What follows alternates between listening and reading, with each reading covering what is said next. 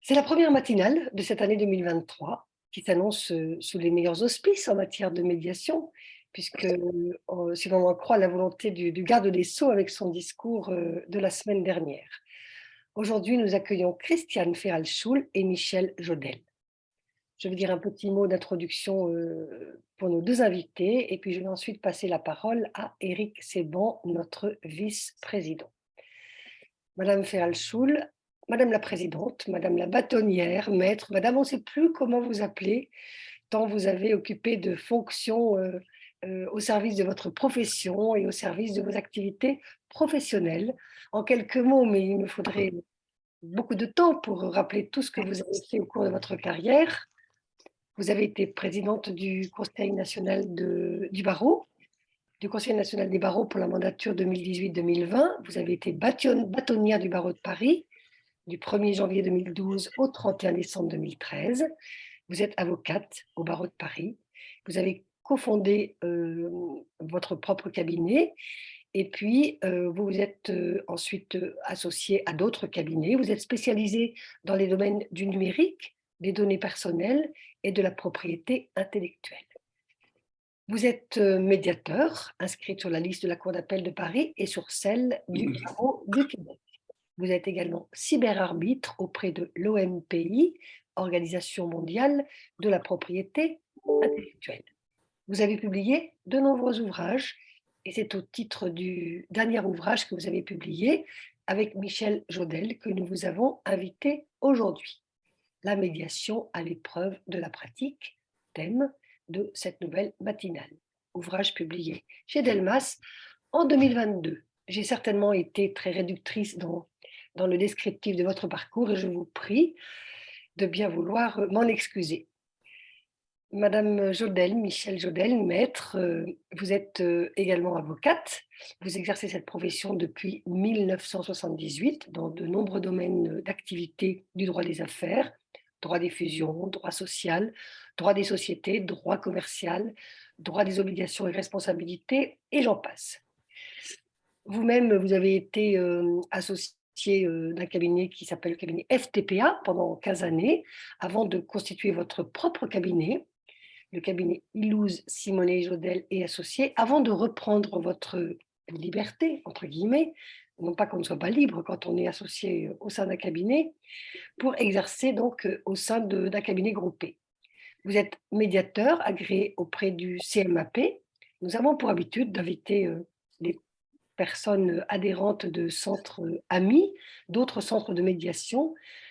Et c'est donc la deuxième fois que nous avons le plaisir d'inviter un intervenant qui est adhérent du CMAP. Catherine Pelvet est venue présenter son livre à une de nos dernières matinales. Vous êtes médiateur référencé au sein du CNMA et vous êtes membre de l'Académie de la médiation, d'avomédiation, de droit et procédure et de l'ACE. Comme Madame Ferral-Schul, vous avez été très investie dans votre vie professionnelle, dans la vie ordinale. C'est ainsi que vous avez été délégué du bâtonnier à la médiation, responsable de la commission ouverte médiation, expert de la délégation française au Conseil des barreaux européens. Vous enseignez à l'école, à l'EFB, dans l'enseignement général médiation. Je crois que je vais peut-être encore oublier 2-3 choses importantes et vous nous le rappellerez si vous considérez que ce discours, que ce descriptif est très insuffisant. Donc nous sommes très heureux de vous accueillir toutes les deux pour vous entendre parler de ce thème, encore une fois, qui est vraiment sur le devant de la scène juridique, comme si l'on en croit les mots du garde des Sceaux de la semaine dernière. Et je suis heureuse de vous accueillir pour vous entendre parler de ce thème que vous avez développé dans votre ouvrage, la médiation à l'épreuve de la pratique. Je vais couper mon micro et je vais passer la parole à Éric Seban qui va vous rappeler les règles du jeu de cette matinale, puis ensuite à Marianne Gallo-Lelaurier, que je remercie et grâce à qui nous avons la joie de vous écouter aujourd'hui. Merci Emmanuel de me donner la parole. Vous avez une icône discussion en bas de votre écran sur lequel vous pouvez poser vos questions et Emmanuel et moi-même les relayerons à l'issue de l'intervention de Madame Ferrachol et Madame Jodel. Juste pour vous prévenir que nous aurons 2 matinales au mois de janvier, puisqu'il y a celle-là, et une le 20 janvier prochain avec Élodie Constant sur la voix en médiation. Je n'ai rien d'autre de particulier à dire ce matin, sinon bonne année à tous et je passe la parole à Marianne qui très impatience d'intervenir. Juste un petit mot peut-être pour dire que Marianne intervient donc en qualité administrateur de l'IEM, bien sûr, et très active au sein de la communication de notre institut. Je ferme mon micro. Marianne, c'est à toi. Alors, bonjour mesdames, bonjour à tous. Donc, comme vient de le rappeler Emmanuel, vous avez écrit plusieurs ouvrages, mais votre dernier ouvrage s'intitule « La médiation à l'épreuve de la pratique ». Alors, je pense que nous aimerions d'abord que vous nous expliquiez les raisons pour lesquelles vous avez choisi cet ouvrage. J'ai vu qu'il contient différents chapitres sur le rôle de l'avocat, du juge, du médiateur, les différentes formes de médiation, le déroulement de la médiation. Donc, en fait, nous aimerions que vous nous expliquiez pourquoi vous avez décidé d'écrire cet ouvrage, à l'attention de qui. Ça, ce sera évidemment la question essentielle. Et puis, au fond, Emmanuel vient de faire allusion. Je pense que ce serait intéressant aussi que vous nous disiez ce que vous pensez des mesures préconisées par notre garde des Sceaux dans son plan sur la justice, sur les modes amiables de résolution des conflits. Donc voilà mes questions pour l'instant. Et je vous laisse la parole pour ne pas entamer votre temps de parole.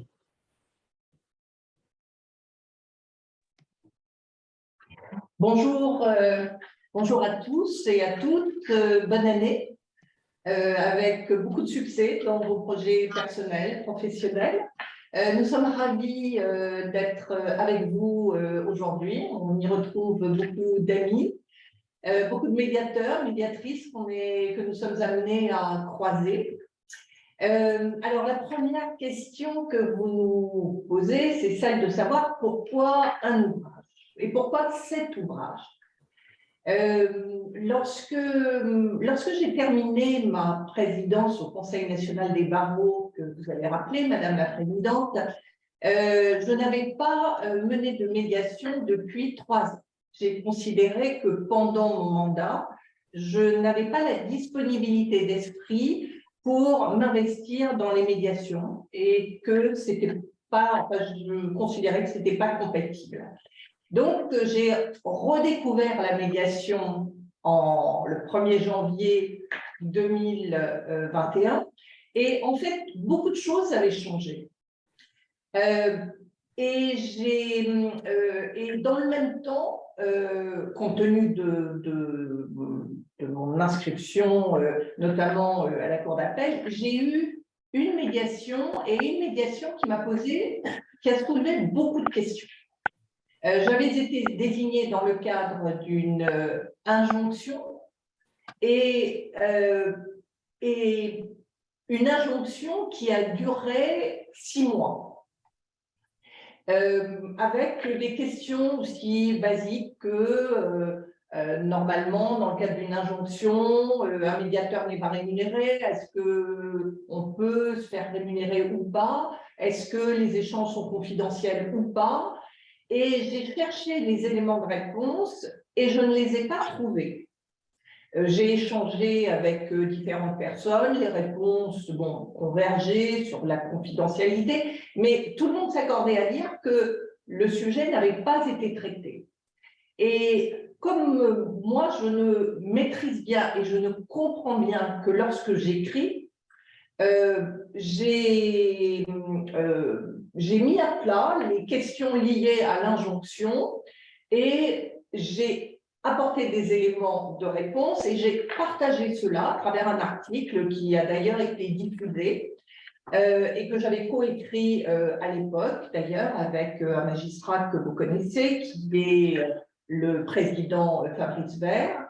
Et à l'issue de cet article, je me suis rendu compte qu'en fait, il y avait plein de zones d'ombre et qu'il n'y avait pas d'ouvrage pratico-pratique, en tous les cas, qui répondent à mes questions.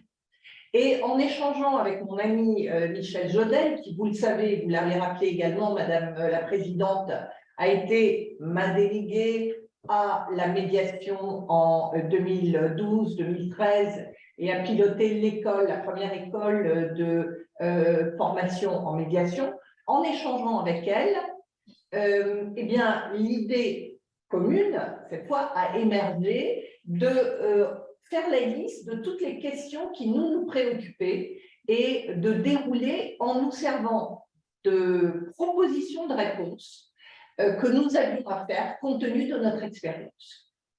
La chance fait que nous intervenons beaucoup dans les médiations, que nous avons été confrontés à beaucoup de questions, que cela nous permet d'ailleurs d'apporter des propositions concrètes. Et pour revenir à l'exemple de l'injonction, c'est vrai qu'aujourd'hui, et depuis le décret de février 2022, eh bien, un délai doit être fixé. Nous savons que ce délai, pour ne pas en avoir bénéficié, est très important parce que dans certains cas, eh bien, cette période peut s'allonger indéfiniment. Donc, c'est dans cet esprit-là que nous avons commencé à faire la liste absolument de toutes les questions qui nous traversaient l'esprit. Et de manière aussi méthodique, on a essayé de balayer la médiation au plan civil, au plan pénal, au plan administratif. Vous savez également que la pandémie a fait que beaucoup de questions de confidentialité se sont posées avec la médiation en vidéo. Est-ce que c'était un avantage, un inconvénient? La question était soit on gelait complètement les médiations, soit on essayait quand même d'apporter des réponses. Donc, c'est dans cette démarche qui explique le titre, la médiation à l'épreuve de la pratique. Je dois ajouter que cette démarche s'est faite aussi, ce brainstorming s'est fait dans des conditions très agréables puisque nous avons passé un bout de l'été 2021 ensemble à eh bien, coucher sur le papier, ou je devrais dire sur l'écran, à la fois toutes ces idées et ces éléments de réponse que nous avons ensuite cherché à documenter, et notamment en faisant des parallèles. Vous avez indiqué tout à l'heure que c'était inscrite au barreau du Québec. C'est vrai que la médiation au Québec apporte un éclairage et apporte aussi des éléments de réponse. Et vous le savez comme moi, il y a les textes et puis il y a la réalité pratico-pratique qui est importante. Mais je vais céder la parole à Michel qui va vous donner, eh bien, je ne vais pas dire l'autre côté du miroir, mais comment elle a vécu finalement la naissance, mais avant la naissance, la conception de cet ouvrage que je montre quand même. Il est là, notre bébé. Bien, bonjour à tous, bonjour à toutes. Une très belle année qui sera peut-être l'année de la médiation, comme nous le garde des Sceaux. Et à ce sujet, je rappellerai que l'année de la médiation, elle existe en 2013, puisque Christiane, qui était bâtonnière du barreau de Paris, et moi-même, donc sa déléguée, nous avons institué l'année de la médiation au barreau de Paris. Donc, on serait assez heureuse que 10 ans après, ce soit à nouveau l'année de la médiation. Alors, je n'ai pas grand-chose à ajouter à la présentation que Christiane vient de faire, car c'est exactement ce qui s'est passé. On a beaucoup discuté, on s'interrogeait, on s'appelait sur des questions pratiques sur lesquelles, lors de la pratique de nos médiations, nous n'avions pas forcément de réponse. Et c'est après en avoir beaucoup discuté qu'on a effectivement dit qu'il faut checker toutes ces questions et y apporter des réponses. Donc, ce fut très agréable car on approfondissait des sujets que l'on rencontrait tous les jours dans une ambiance effectivement sympathique. Et il faut préciser que c'est vraiment un travail à 4 mains sur le clavier. On voulait tout faire ensemble. On ne s'est jamais réparti les tâches parce qu'il était important de pouvoir débattre à chaque fois que l'on voulait traiter un sujet dans notre ouvrage. On voulait en débattre ensemble pour essayer d'imaginer les meilleures solutions dans l'hypothèse où elles ne seraient pas bien développées dans la loi ou insuffisamment développées avec quelques confusions souvent, comme vous le savez, ce n'est pas rare. Donc, travail très constructif, positif, qui ne demande qu'à être poursuivi, car comme vous le savez, les mises à jour vont être nombreuses. Alors, on a eu de la chance d'avoir 2 décrets en 2022 très importants qui ont été pris en compte dans notre ouvrage, et depuis, nous avons le CNM, l'Arlésienne, dont on ne connaît toujours pas la composition, mais ça va bien tomber un jour, le rôle de ce Conseil national de la médiation à la lecture des projets et des innovations que le garde des Sceaux nous a promises. Donc beaucoup de travail encore, et on est ravis, à l'occasion de rencontres comme celle de ce matin, de recueillir vos observations, commentaires pour pouvoir encore améliorer notre travail. Donc, vous avez compris que c'est un ouvrage, en tous les cas, qu'on a écrit pour nous, parce qu'on parlait de la cible, pour nous, pour structurer finalement nos idées, nos convictions, nos interrogations, et arriver à faire émerger des réponses concertées. Également, cette source d'inspiration étrangère. Je vous donne un exemple, par exemple, la possibilité ou non pour le médiateur de se convertir en arbitre.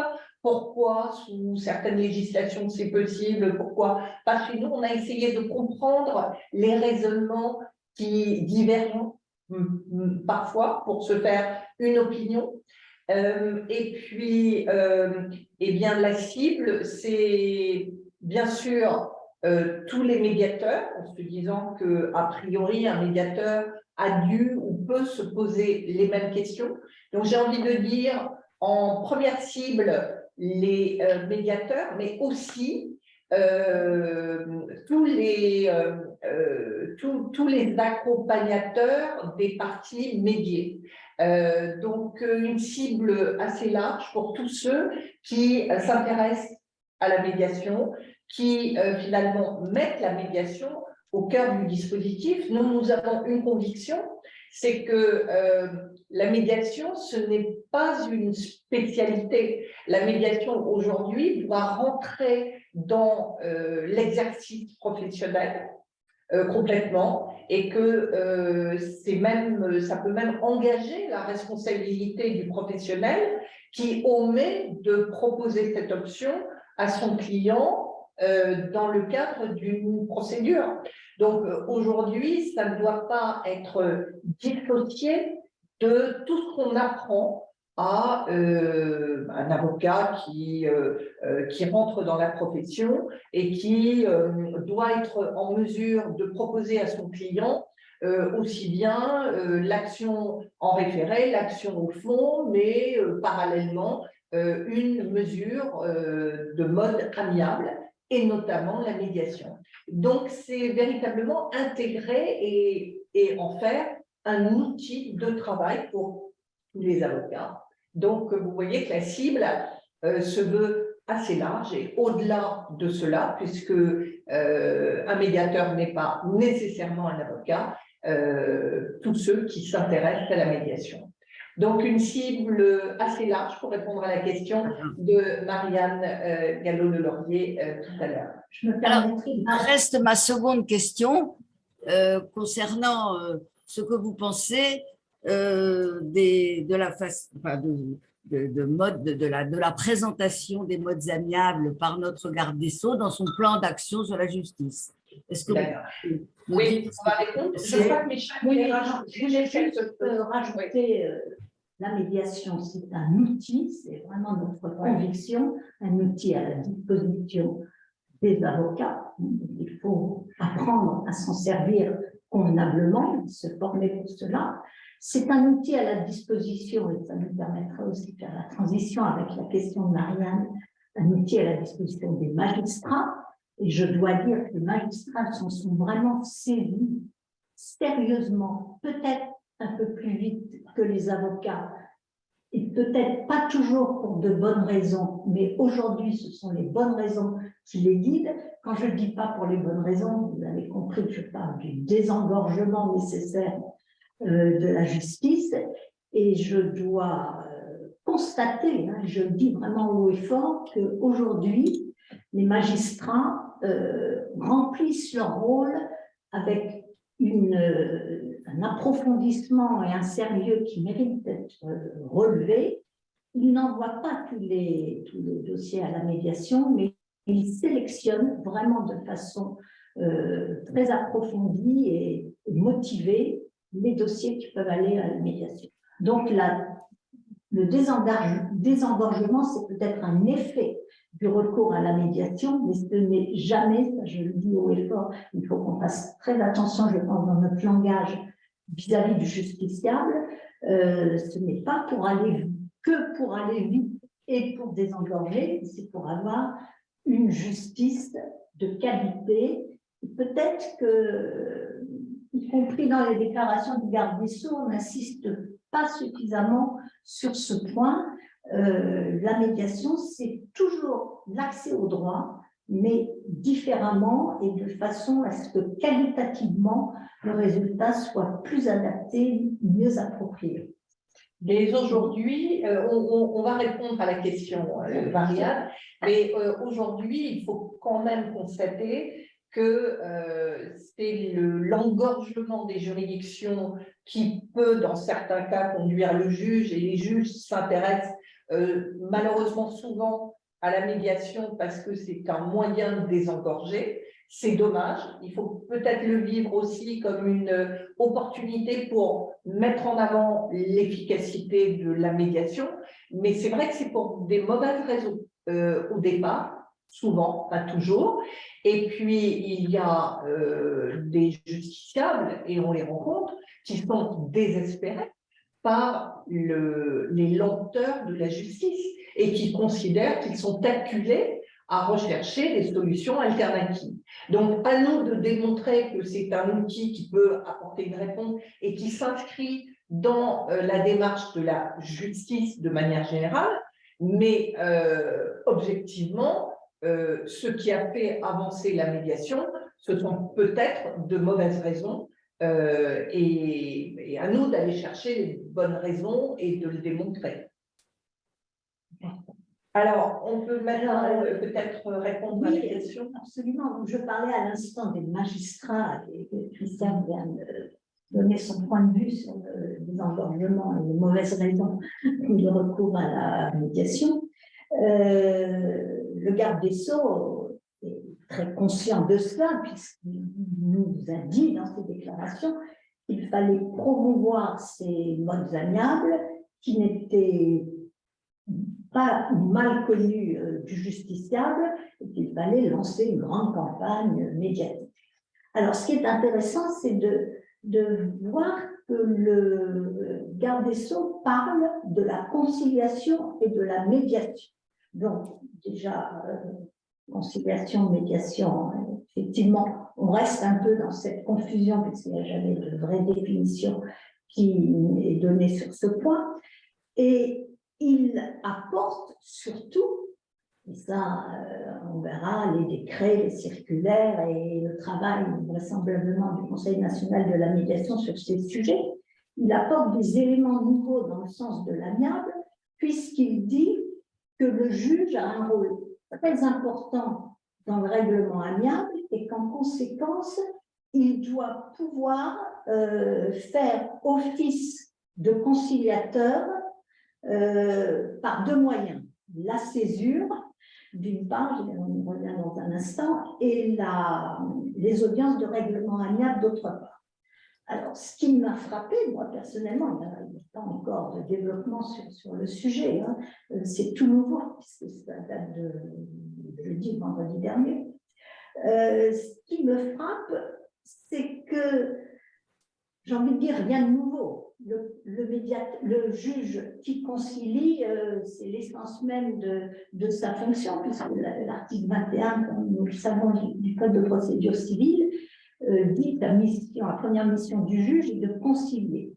Donc, on met en évidence, en avant, que ce juge va pouvoir concilier, ce qui n'est pas forcément la même chose que médier, et il va y avoir des audiences spécifiques, comme au Québec, que Christiane va en dire un mot, des audiences pour lesquelles ce juge invitera les parties, sans doute les aidera à trouver une solution pour que la procédure ne s'enlise pas et qu'un règlement amiable définitif soit trouvé. Alors j'ai envie de dire très bien. Oui, évidemment, il faudra qu'on voit un certain nombre de choses, la formation des juges, qui les paye, parce qu'il s'agira de juges retraités qu'on rappelle, de juges appelés à titre transitoire. Alors, est-ce qu'ils seront bénévoles comme réconciliateurs de justice ou bien est-ce qu'ils seront rémunérés? Ça va dans le sens des économies budgétaires et du temps que l'on doit laisser aux magistrats pour régler et trancher les litiges. Je ne sais pas, l'organisation, évidemment, il faudrait être très vigilant sur la façon dont tout ça s'organise. Et bien entendu, question qu'on se pose, si la médiation, la conciliation sous l'égide du juge n'aboutit pas, veiller à ce que l'affaire ne revienne pas devant lui, mais a priori ce ne sera pas le cas, tant que ce sont des juges qui sont appelés pour les besoins de la cause. Madame Jodel, excusez-moi, je vous interromps 2 petites secondes pour m'adresser à Gérard Leroux, qui nous fait le plaisir de nous partager son écran, ce qui n'était pas volontaire. Donc Gérard, si tu m'entends, est-ce que tu peux, ou alors est-ce que la technique, Marianne, peut faire quelque chose? Est-ce que Gérard Leroux peut cesser son partage d'écran? Ou à défaut, est-ce que Mervé peut faire quelque chose pour qu'on ne soit pas connecté? Voilà. Merci beaucoup. Pardon de vous avoir interrompu, Michel, et je vous rends la parole. Je vous en prie, donc je vais voir quelques mots, et je n'en dirai pas plus, beaucoup de choses doivent être précisées sur ces audiences de règlement qui vont évidemment dans le bon sens si un certain nombre de précautions sont prises et si les choses sont dites clairement. Il s'agit d'une conciliation, comme c'est d'ailleurs déjà le rôle du juge au titre de cet article, l'article 127 également, que je rappelais à l'instant.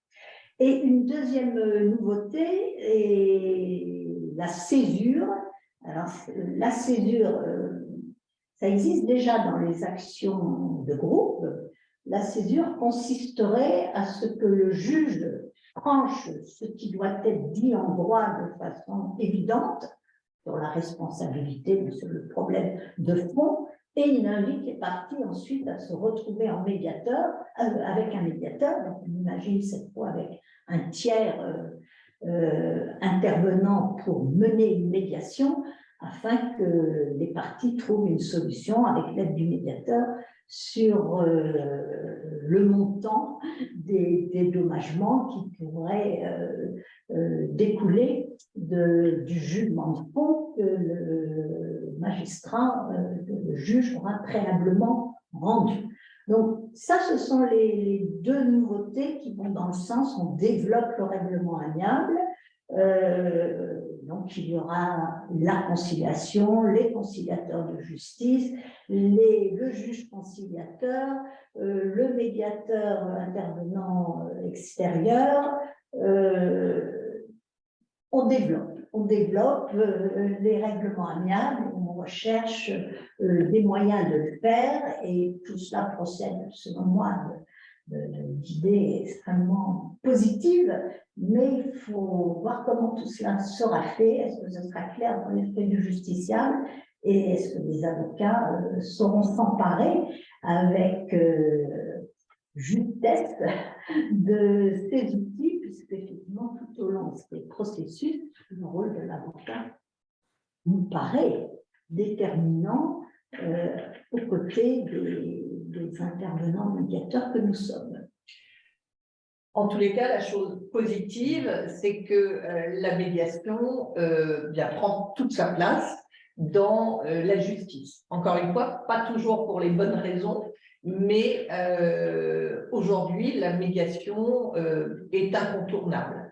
Cela étant, pour avoir participé à un atelier sur la médiation, j'ai constaté que les avocats restaient, je ne vais pas dire en majorité, mais restent assez nombreux à considérer que toutes les avancées de la médiation dans la justice participent de la démission des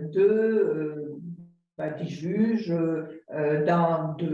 du ministère de la Justice.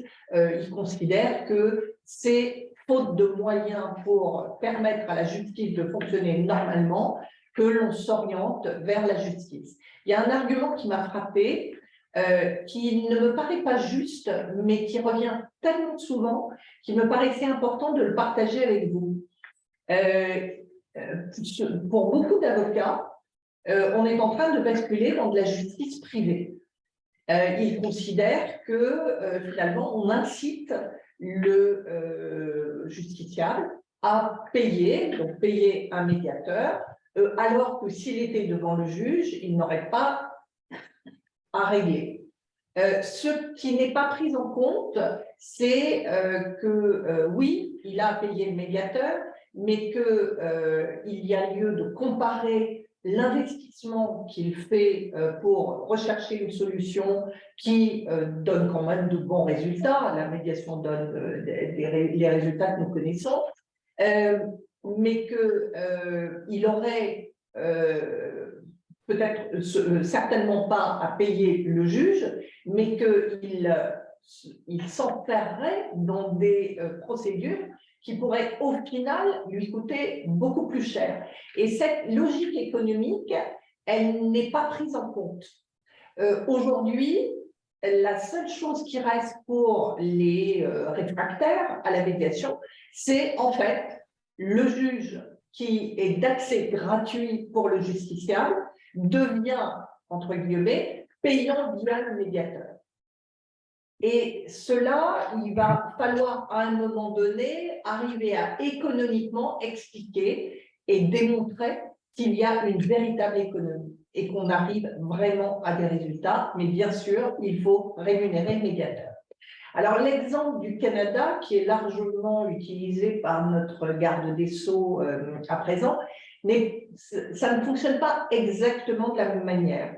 Il y a ce qu'on appelle au Canada les CRA, qui sont c'est le règlement amiable. C'est la démarche de règlement amiable qui est pilotée, il est vrai, par des magistrats honoraires, des juges honoraires.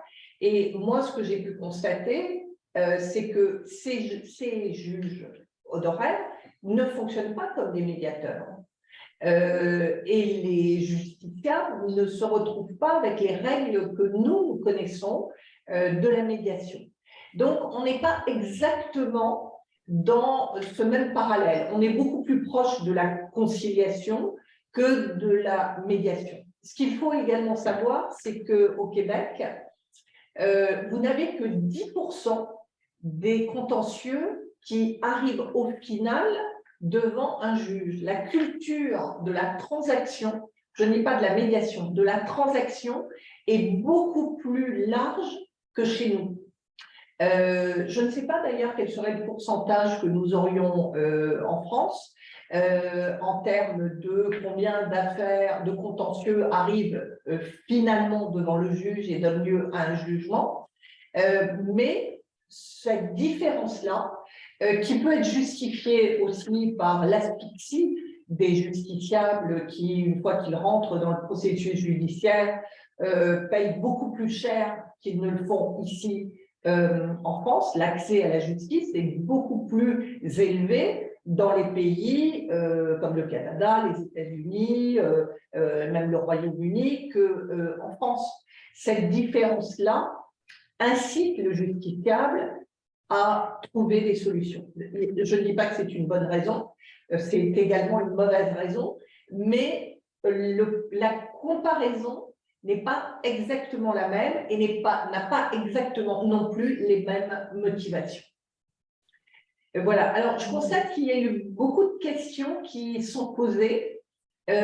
Comment est-ce que vous souhaitez qu'on procède? Est-ce que vous sélectionnez les questions? Est-ce que Eric, c'est vous qui relayez les questions? Comment est-ce que vous souhaitez que nous procédions? En fait,